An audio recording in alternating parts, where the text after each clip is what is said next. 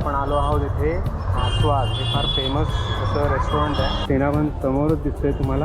अर्धा तासाचं वेटिंग आहे. मटकी उसळ, दही कढी, बरोबर बरोबर. आवळ्याचं लोणचं, अरे वा.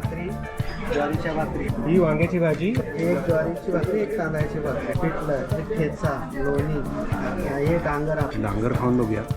मस्त आहे, ऑथेंटिक आहे. आता मला कळलं लोक इथे अर्धा अर्धा आणि एक एक तास का थांबतात आणि हे खातात.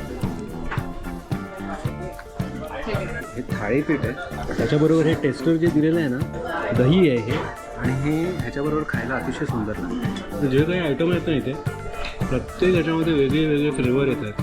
ती स्पेशालिटी याची. सांडगी मिरची, पंचामृत, कढी, मेनवरण, राईस, एकदम ब्राह्मणी प्रकारचं जेवण आहे.